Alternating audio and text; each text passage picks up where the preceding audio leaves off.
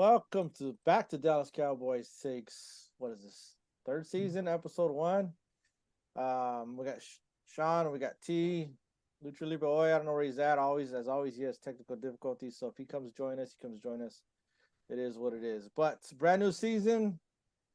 I'm excited about it. Like every year we say the same thing. Like Cowboys this and Cowboys that, and when someone says, Cowboys, they're good, but my reply is yeah, but then they always let me down. I don't feel that this way. I don't feel that this year. I actually got a good feeling about it. What about you, T? What's your feeling about the season?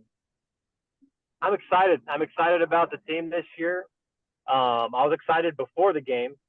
I always get excited for football season, anyways. I kind of just go into it with that kind of mindset, like the great Michael Scott from the Dunder Mifflin Paper Company. I'm ready to get hurt again, and so I'm ready for it. I always get excited. I've been excited about this defense since last year, and they added some people this year. So yeah, I'm ready to get it going. And week one was a good start. What about you, Sean? Yeah, same thing. It's weird that you guys say that because as Cowboy fans, we're taught, don't drink the Kool-Aid and, all that type of stuff. But I drank it because I think this is a different year, totally different year, totally different mindsets. I mean, the guys' interviews were spot on. This game's done. We're looking for the next one. It was just a bunch of grown people in that locker room. It just felt different. Everything felt different. Even Micah's response at the end of the game, like he was pissed that they kept Daniel Jones in the game for the fourth quarter. He was feeling for the guy. It was like, that's it's just totally different. And I feel I'm drinking the Kool-Aid. I'm going against Stephen A. Yeah, well, that's the same old story with that guy. But yeah, I felt, we could all be prisoners of the moment sometimes, and like after one game, we're like, oh yeah, we're feeling it. But I was feeling this before we even started the first week, so it's just something different about this year. We know our defense is going to be top notch, and our offense has never been a problem. So I feel good about this year. But let's get started. Joey's Lucha Libre is coming in, but I don't know if he's going to be able to hear us because he takes There forever. he is. He takes forever, anyways. Watch, he's not going to be able to hear us. Audio's connecting. Yeah, we'll see. Um, you know how it is. But all right, let's get started. Week one against the Giants. There was believe it or not, there was people that were picking against us. I mean, there's like plenty of people picking that we are gonna lose, and I was like, oh, you're crazy. But week one against the Giants, I know, like, we could talk about the defense, and that's obvious. Micah Parsons and that D, but Tyler T, give me your assessment of the defense. I don't know, give me something else other than that. Well, just give me what you feel about the defense. Go ahead and talk about the line out, because I was going to say you don't have to talk about the D line, but just give me your assessment. Yeah, obviously the defense is fiery. We've known that since last year. I actually get more excited to watch the defense than I do the offense as a spectator. So other than just praising them for how dominant they were, I'm going to go over some of the weaknesses, and that was kind of the same weaknesses we had last year, and that's the run defense. I said it a lot last year. We have trouble setting the edge. And that opening drive for New York, I mean, we saw them just getting chunk plays, and they were all running plays, 5 yards, 6 yards, 8 yards, 7 yards. And the interior D-line was getting pushed back, couldn't set the edge. And, once we got settled down, we did better. But that's something that when we play better teams, better offensive lines, better running backs, it could be a problem. The biggest issue I saw from it was a lot of lack of discipline. Now, I singled out Odigizua in that opening drive. I said 97's killing us. He wasn't setting the edge when he had to stunt to the outside. They did a stunt with Micah Parsons, and he didn't set the edge. And then there were some other passing plays. It was a called passing play where Odigizua kind of shot the gap inside, and the left guard just pushed him out of the play, and then Daniel Jones ran it up the middle, right where he left his gap. So it's a fiery rush. It's going to create sacks, but it's also gonna, if they don't stay disciplined, it's gonna open up those running gaps for quarterbacks to run through. And if we play a good running quarterback like a Jalen Hurts, you know, he could really expose us there. So those are some of the weaknesses I saw. Obviously, it was a dominant game for the defense, so I'm just kind of grasping at straws here for something. Can you hear me? Yeah, you're good now, Joe. Yeah. What about you, Sean? Yeah. What up, T-Dog? What up? What up? So we're going over the defense. What up, So Shawnee? I'm asking Sean So, right now Joe. what he thought about the defense. Okay. Yeah, same thing. I had almost exactly identical to what T had. Stop the running lanes. That's what I had in my notes right here. Running lanes were open in the first series also. So almost identical. I'm not going to repeat what T said, but he's spot on. He's exactly right. The key word that he said was settle down. I think we don't play a lot of our starters during preseason. We all know that, right? So when they got settled down a little bit, I mean, I think it was just the adrenaline and all that stuff. They wanted to do too much and maybe not thinking about just doing what they're supposed to be doing. I don't know, but when they got settled down, they did do a lot better. And the defense, we're seeing different people step up, which is nice, man. We got the whole roster having tackles. Huge. Just I mean, when you have Marquise Bell, who is an undrafted free agent, right? Undrafted from Texas A&M, right? Making the most tackles on the team, converted to linebacker from safety for Overshone, who got hurt in a 3-week span. That's just athlete. We could see that in the NFL now. Speed kills, right? It's more of a speed defense. Speed is the thing right now because Marquise is flying all over the place. You don't have to have those big, huge guys at the linebacker position anymore. These guys that are fast, that are 5'4", 5s, are just flying around. And he's big too. He's a big guy. So to make 6 tackles, I think he had 6 solos and 2 assists. So he was on 8 tackles as a rookie on his first. Well, not a rookie, he's second-year player, but his first start. That's amazing, right? And then you have all these other players that are coming in and making tackles and the 7 sacks, and that's a well-rounded defense when you can have all these people coming in. I don't know if you guys noticed it, but Michael wasn't on the field as much as we thought he'd be on the field, right? He was on the sidelines a lot. And they were just letting these other guys play. And I was thinking, why isn't Michael?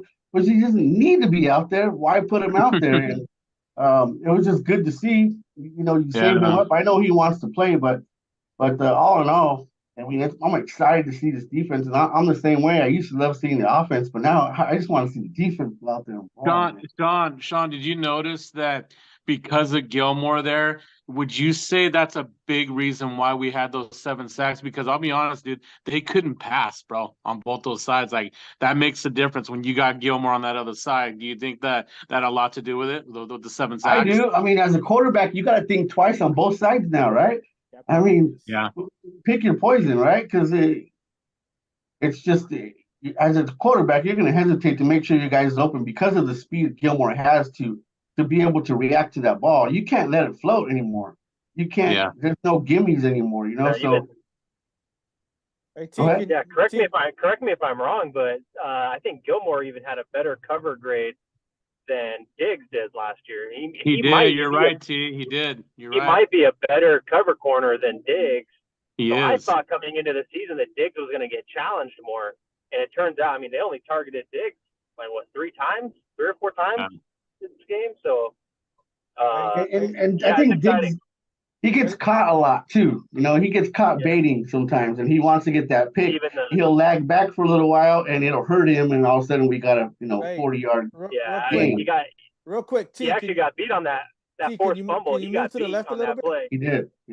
T, can you move to the left? There you go. There you go. Sun was blazing right there. But yeah, I echo what you guys say. And I was about to say the same thing as Lucha Libre Oy about the bookend corners. But when I talked first of all, I told Joey about Marquise Bell a while ago. Like, this guy might be somebody. He looks pretty good. So now we're seeing him come up. But I saw a lot of times where Danny Dimes had a little bit he didn't have a whole lot of time throughout the game, but when he did have time, he still couldn't throw it because it was a coverage sack. Like he couldn't find anybody open. Yeah. Now that's not going to happen to every team because you're going to have the speedsters or whatnot, but it's going to be very tough for these quarterbacks to find somebody open, and when they do, if they do, it's a jailbreak. Yeah. And it gives our D line more time to pressure the quarterback, man. It's gonna be huge. So I mean, our D line was getting in there for sure. It's like a jailbreak. They were getting in there. It's almost like we were blitzing, but we weren't. We were rushing forward. But it's because he couldn't find anybody open. So it's exciting to see the defense. I think everybody on the D line played well. I didn't really see Mozzie Smith do a whole lot. Yeah, me either, man. I didn't see him really at all. Really, I really wasn't looking either. So, but I guess he's got to be a work in progress, right? But when we have a first round pick, we expect production right away, right? And it doesn't always happen that way. So we'll see. So now our defense balled out, our special teams balled out, as you know, which is crazy. That never happens to us. When do we block a field goal? And if we do block a field goal, when do we ever run it back? Never happens, right? It's like almost never happens. Almost never. And then we get the INT and we run it back. So it's like I was telling Oya, which left now. I don't know where he went, but I'm back, dude. I'm back. I was telling him like it just seems like a different season. These things are already going our way. That never just stuff that never happens to us is happening. Yeah. Like I always say, I don't want to be prisoner of the moment, but we want to. We're feeling good about the season so far. But let's talk about the offense real quick. The offense. A lot of people are talking shit about the offense. Big time. The offense didn't have any. They didn't have to do much. Exactly. But I know there's got to be some kind of constructive criticism from some of us. T, what do you have anything on the offensive end that you would like to see us do more or do better? Well, I think our defense is amazing, and we know we can run the ball. That's what we saw this week. Is that we know we can run the ball. Whether it's Tony Pollard, I think Dowdle had some good hard runs for some good chunk yards. I want to see Deuce Vaughn get a little bit bigger holes to run through. He's going to need them because he can't push a D line very well by himself. Dak Prescott, I think at the end of the day, no matter how good our defense is, us winning the Super Bowl or getting to the Super Bowl is going to be on how good Dak Prescott plays. You're right, Tim. He completed less than 50% of his passes. Now we're going to do some excuse making. It was week 1 and he didn't play in the preseason. It was wet, rainy weather, so slick balls. Yeah. And the third one was our offense didn't really have time to catch a groove because we got a special teams block field goal for a touchdown, and we got a pick 6. And when your defense special teams score touchdowns like that, your offense is going to slow down because when they score, then they go right back on the field on defense. So because of those 3 reasons, the offense couldn't catch a rhythm right away, and I think it showed a little bit. I don't want to get too panicky on Dak Prescott. It was the first game of the season, but when he throws the ball, man, I tell you, it either looks like he's playing beer pong and he's trying to use touch, or he tries to throw it as hard as he can and it goes into the field. Yeah. And I'm like, man, just get it to your receiver. Just get it to him. Don't worry about throwing it soft or hard. Just get it to him. And easier said than done. But he completed less than 50% of his passes, so we need to see that. Would you say that one long one he did, the CeeDee Lamb, that was perfect?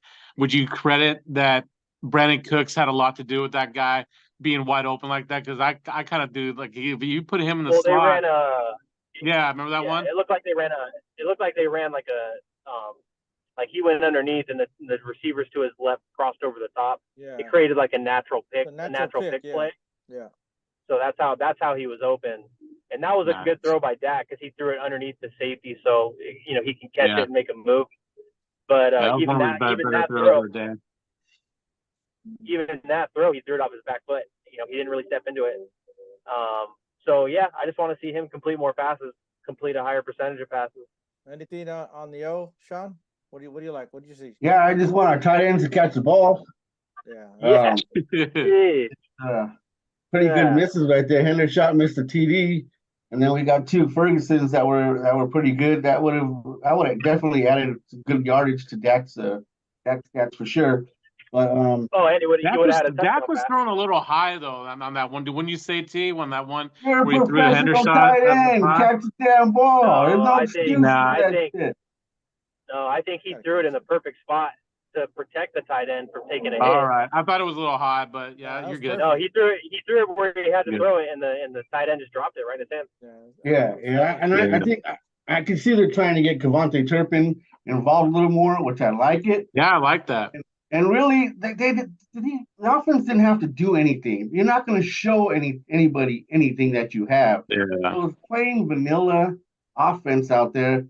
You're not going to show the Jets, so they can, look at video and see what we're going to do if we, Yeah. And then, It was a very bland offense. Yeah. right, it was. And then the play calling, I think the play calling was good. I liked it. I mean, Yeah. way I better had no than problem. more. There was no play call. Every game last year, almost every game in the past, right? There'd be like one or two plays a game where you're like, why the heck did they You call scratch that your play? head, right? You're like, what Yeah. the hell? That didn't happen this week. I didn't see Yeah. that one time, T, at all. Yeah. I'll tell you why. There's no Kellen Moore, right? That's why. Because Exactly. He's Yeah. doing that to the Chargers over there now. But I'm okay with Dak, right? I think Dak's gonna settle. He'll be okay. And if he Yeah. has to be like a Joe Flacco or a McMahon and ride off of our defense, then so Yeah. be it. You know what I mean? Yeah. Just don't Hey. turn the ball over is all Don't I'm turn the asking ball him to do. Don't turn the ball over. over. and you leave it to our D, we'll have a good chance of winning. Then That's right. Oh, we'll win it all if he just you fucking going back doesn't to the turn play over the calling? ball. We were at the Hey, bar. what do you guys think about any of these free agent running backs? Do you think any of them can help us out, like take some of the hits off of Tony Pollard if we got like LeGarrette Blount or Kareem Hunt or something like that? I think go so. after Blunt, but Ryan, you told me you like Kareem Hunt better though, huh? I would take Kareem Hunt over Blunt. Yeah. But Blunt does have the the playoff Lenny, all that stuff going on. Yeah, So he has that he's got the experience. experience. So I don't know. But one thing is, we were at the bar watching the game, and my boy Hot Rod is a Charger fan, and he was complaining because it was 3rd-and-1 and Kellen Moore was passing the ball, and vice versa. When he should pass, he was running. When he should pass it. I'm like, that's exactly why we got rid of him. The situational football. Exactly. Bullshit. This is what he does, dude. You're gonna score 34 points. This is gonna happen. Yeah, I heard some people talking about it. Oh, they scored 34 points, and they got all these yards. I was like, it's not about how many points you score. It's about what plays you call at what time. Situational football. Exactly. And that's where he failed us, and that's where he failed the Chargers this week. Yeah. See, and McCarthy did a hell of a job, bro. Like he knew what to call, like way better than Moore, bro. I could just tell the difference, bro. Doesn't he just seem nice and calm as a play caller back there? Yeah, he was nice and calm out there, man. Yeah. I think he'll even do better clock management as a play caller than he did last year. I think if you watch the replay of the game, you hear Dak's cadence. He goes, "Here we go," and he snaps the ball like, "Here we go, here we go," and he snaps the ball. He's probably gonna have to change that up a little bit and go on too, because they're gonna start timing his cadence. But every time I start laughing because he's all when he goes under the center, not shotgun, he goes, "Here we go," and then he snaps it. It's hilarious. If you guys check the replay, Hey T, are you worried about the Jet defense against Dak? Well, it's great that you jumped ahead like that. So T. Well, I thought I would, We're gonna go ahead and talk about the Jets now. Obviously there's no Aaron Rodgers. Oh, one other note before we get to the Jets. Bad news. I don't know if you guys know this, but man, Cooks got hurt. He hurt his knee. God damn it! And he's questionable. They're gonna see on Friday through walkthroughs if he's able to go. Sit him out. Another injury again, T. Yeah, I would sit him out. Sit him out. Let him rest. Yeah, it's a 17-game season. Let him take a game off. He's old. So let's go back to the Jets. No Aaron Rodgers. Good. It's bittersweet because you don't want to see anybody get injured, but that guy always kills us.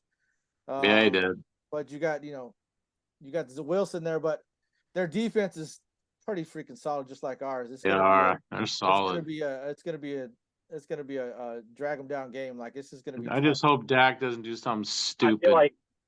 I feel like this game's gonna come down to coaching. Because both teams are built pretty much the same, right? Like good defense, good pass rush, good DBs, and then offensively, like they can run the ball well with Dalvin Cook, Breece Hall. We can run the ball well. The only difference is we have a very experienced quarterback, and they don't. Yeah. Now, what I've seen in the past is Cowboys tend to play young quarterbacks and like take it easy on them, and then they get shredded. So they just got to keep their foot on the gas and keep that pressure on, and get in Wilson's face and make him struggle. Sean, that running game. Are you afraid of that running game, Sean? Yeah, I'm always afraid of any running game. Against our defense. They got to Yeah, get especially Priest Hall. I also don't like running quarterbacks, you know, and Wilson can run. So I know that Rodgers picks us apart all the time, but at least we know he's staying in the pocket, right? He ain't gonna be running anywhere. With Wilson, the guy's mobile, he can run up, you know. So that's the two things I'm scared of: the running game and Zach Wilson running around. Yeah. But not this year. I just don't think it. I think we're gonna rush the shit out of him. I think we're gonna blitz and stunt the crap out of him. And I'm honestly, I feel sorry for the guy. I really do. He's gonna get pounded. He's gonna get hit. He's gonna hit hard. Yeah, they don't have a line. Like the Giants line is better than the Jets line. So I think you're right.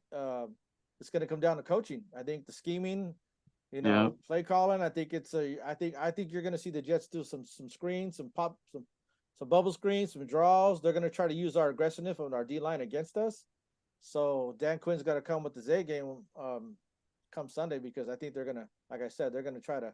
They're not gonna not a gimme, huh, Ryu? No, they're gonna do some boots, some waggles. They're not gonna do straight back, drop back, because it's not gonna work. The good thing about that is our defense is so fast that we can recuperate from those mistakes. If we take 2 steps one way, we're okay to recoup and go the other way. I like our defense way better than Buffalo's. I like our defense way better than Buffalo, and Buffalo held them. So speaking of Buffalo, Josh Allen has 4 turnovers, but they don't talk about it. When Dak has 1 turnover. We're gonna talk about Josh Allen. Exactly. We're talking about Josh Allen's turnovers. He leads the league in turnovers since 2018 or whatever the year was. But you don't hear anything about that. Dak has 1 turnover. It's like, oh, hey, and Dak had a bad year last year. We all know that, but previous years he didn't throw a lot of INT. So it's crazy. He usually doesn't do that. Yeah, that's not a typical Dak Prescott thing. Right. But I'm excited to see our corners versus their receivers too. That's another thing I want to see. It's a good match. Yeah. Would you put Diggs on Wilson, or would you put Gilmore, the experience? Just keep on the side. I think they're gonna put our corners on whatever they stay on the same side. So okay, whatever side the receiver goes to. Whatever. Okay. You're not gonna chase anybody. You're not gonna follow anybody. They're gonna stay on the. You know what's good is how many times in training camp are our receivers going up against our corners? That helps them out tremendously, right? And vice versa. So when you got the best going against the best in practice, I mean, they definitely they're on point again. You have CD going up against Diggs and Gilmore, or Cooks going up against Gilmore every practice. I mean, some of these corners are nothing compared to Gilmore, and Cooks is going to just run all over him, route all over him. So that's true. Hey Joey, what's up, buddy? Yeah, bud. It's 6 o'clock. It's 6 o'clock. 6:01. I know, dude. I thought we were gonna start now. What happened? You're starting to turn green, dude. What's going on? Because Joey said, let's hurry up and do it because I got to eat at 6. Yeah, exactly. Yeah, exactly. Freaking routine. I get my Hawaiian on, dude. He's got to eat it exactly at 6, so that's why T's like, you're gonna turn into Well, no, I thought you were gonna start at 6. That's what I thought, so that's why I said that. Anyway, so Sauce Gardner he's a badass cornerback. Yeah, he's a badass. They keep him on one side too, right? They don't put him on the number 1 receiver. Yeah, he doesn't chase, so he stays on one side. I'm not saying to stay away from him, but stay away from him if you can. Well, it's not necessarily you got to stay away. You just got to move CeeDee Lamb around. Get CeeDee Lamb coming out of the slot. Let him come out of the slot and use both sides of the field. So he can juke out, use his quickness to overcome coverage. Why don't they do that more? Why don't they put CeeDee in the slot more? I think they have been. I think they did pretty well this past week moving him around. They just got to keep that up. They just got to keep doing it. Do more. Yeah, especially against that Jet defense, man. Yeah. Keep Lamb moving around. And then obviously you got to keep running the ball. You got to pound the ball, even if it doesn't work right away. You got to keep pounding the ball. I agree, and I tell you what, our line held up. Our line did. When Tyron Smith Yeah, went they out did. when he went out for a second, I'm like, oh shit. But then he ran back on the field. I don't think it was anything bigger than our left guard. He went out, but he just had something in his eye. So relatively, we were injury free. But then I heard today that Cooks got hurt. So we'll see. Right. Wilson. Ryan, you like that jet guard that we got in the offseason? You thought he did pretty well too. Yeah, that's the one that oh shit, that's the one that that had something in his eye. That's what it was. Edoga? Yeah. Doga. Yeah, he had something in his eye, and then he went out and he came back in. But hopefully we get Tyler Smith back, and then we get. Are they saying Smith's gonna play this week? I don't know. He was Not close. sure yet. He was close to Okay. playing last week, so chances are he'll play this week, along Okay. with our safety Wilson. He should be playing as well.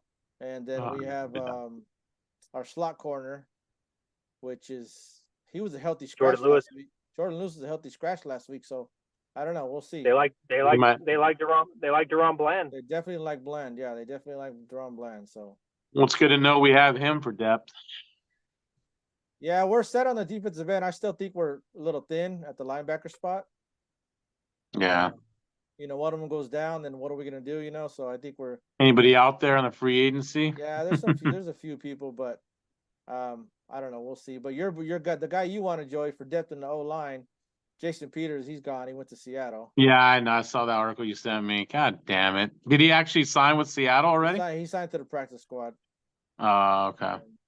I thought about it'd be good if we got him in the middle of the season or something like that, but obviously. So the question is, Leo Collins, would you guys want him back? I say no. He's hurt. Leo Collins. He got cut by the Bengals. Oh shoot! No way. He got cut by the Bengals, but he had an ACL tear last year. That might be one of those. That might be one of those situations where he comes back. I mean, obviously, when he was with us, he was pretty dominant. Yeah. So you change his scenery from Cincinnati back to Dallas. He gets excited because he's playing with some of his old teammates again. You never know. Yeah, he knows the system too. So but he's that'd be a good pickup just for depth wise. He got cut off the PUP list though, so he's not ready to play. Is what I'm saying. Like you're gonna get okay.